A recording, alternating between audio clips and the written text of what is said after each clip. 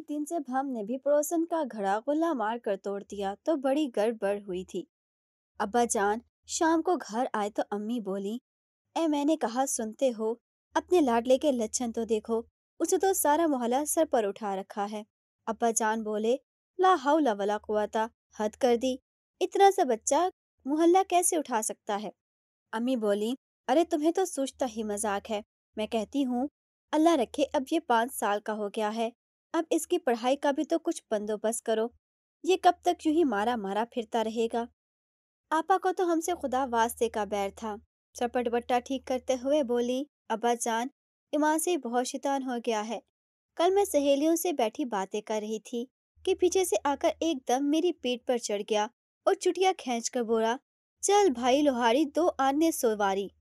हम चीख कर बोले, झूठ, हमने कब 2 आने कहा था, हमने तो 3 आने कहा था।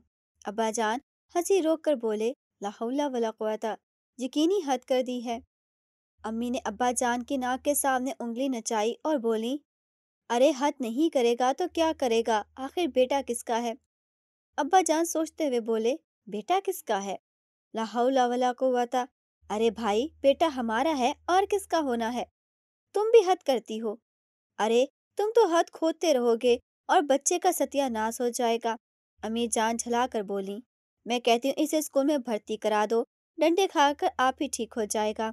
अब्बा जान चुंक कर बोले, इस भर्ती करा दूं, यानी स्कूल ना हुआ कोई फौजी पलटन हो गई, हद कर दी। खुदाया मेरी तौबा। अम्मी जान सर पकड़ कर बैठ गई, तुमसे तो वो बात करे जो 10 सेर घी और 2 बोरी बादाम खा कर आया हो।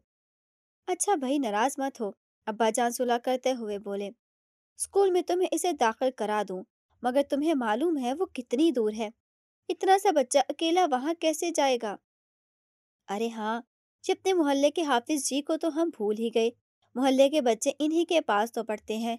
ए लो, मेरी समझ पर पत्थर पड़े, हाफिज जी का तो मुझे ख्याल आया ही नहीं। अम्मी जान खुश होकर बोली, बस बस, कल ही चवन्नी की जलेबियां ले जाकर इसे हाफिज जी के हवाले कर दो।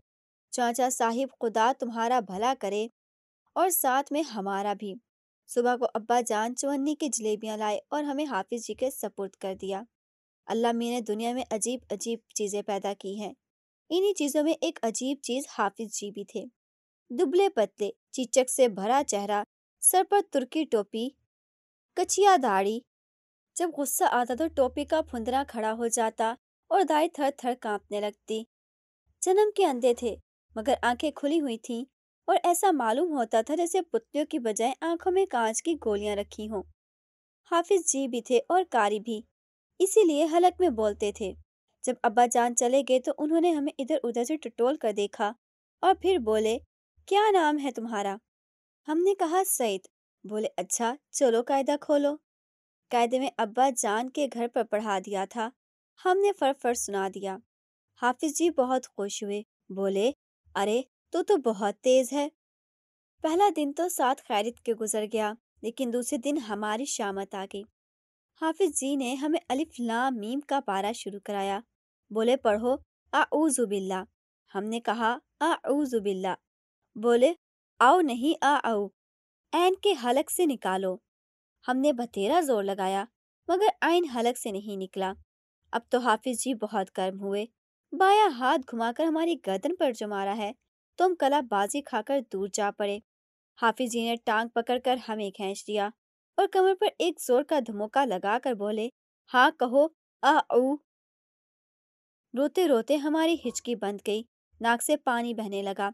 हमने नाक को कुर्ते के दामन में दबाकर जोर से झाड़ा तो आवाज निकली। हाफिज जी खुश हो गए, बोले, शाबाश, देखा, अब कहा ना आऊ, अब चल आगे बढ़ो। हाफिज जी को शायद किसी हकीम ने बताया था कि जब तक 2-4 बच्चों को नहीं मारोगे तब तक तुम्हारा खाना हजम नहीं होगा। रोजाना किसी न किसी की शामत आती।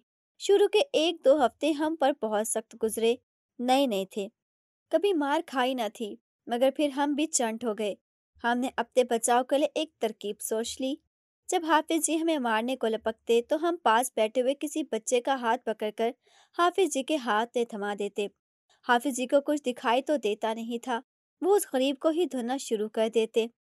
हाफिज जी को मुर्गा बनवाने का भी बहुत शौक था। मारते मारते थक जाते तो कहते, चल मुर्गा बन। جب تک میں نہ کہوں کان نہ چھوڑنا۔ بیچارہ بچہ ڈر کے مارے مرغا بن جاتا۔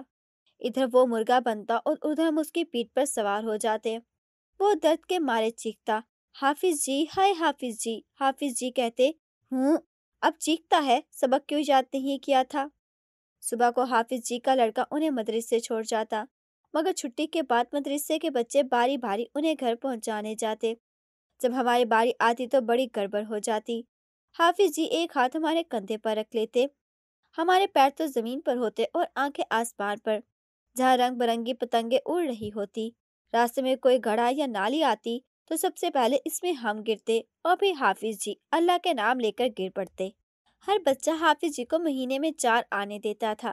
ہمارا گھرانہ ذرا بڑا تھا، ہم 8 آنے دیتے تھے۔ اس کے علاوہ حافظ جی مہینے میں 2-3 ختم بھی پڑھتے تھے۔ اس طرح انہیں 8-10 روپے ماہوار کی آمدنی ہو جاتی تھی۔ سستا سمے تھا، 1 آنے کی 4 روٹیاں ملتی تھی اور سالن مفت۔ غریب غربا بھی لنگوٹی میں بھاگ کھیلتے تھے۔ ہمارے ابا جان نے ہمیں ختم میں جانے کو منع کر دیا تھا، مگر توبہ کیجیے، جہاں مٹھائی کی بات ہو وہاں کون سا ایسا بچہ ہوگا جو نہ جائے۔ ہم بھی بچوں کے پیچھے پیچھے ہو لیتے۔ اگر مرنے والا امیر ہوتا تو حافظ جی بہت دیر تک دعا مانگتے اور بچے بھی خوب زور زور سے آمین کہتے، کیونکہ یہاں مٹھائی وغیرہ زیادہ ملتی تھی۔ قریب ہوتا تو حافظ جی اسے 4-5 منٹ میں ہی ترقا دیتے اور بچے بھی بڑی مری ہوئی آواز میں آمین کہتے۔ بلکہ آپ سے کیا پڑتا، ہم تو چپ ہی رہتے اور دل میں سوچتے کہ ایسے آدمی کے مرنے کا کیا فائدہ جس کے ختم پہ ایسی سڑی بسی مٹھائی ملے۔ معصوم بچے، انہیں کیا پتا کہ موت کیا ہوتی ہے اور زندگی کسے کہتے ہیں۔ انہیں مٹھائی کھانے کو ملتی تو وہ بہت خوش ہوتے اور صبح کو جب مدرسے آتے تو ہاتھ اٹھا کر دعا مانگتے، اللہ میاں آج بھی کوئی مردہ مر جائے۔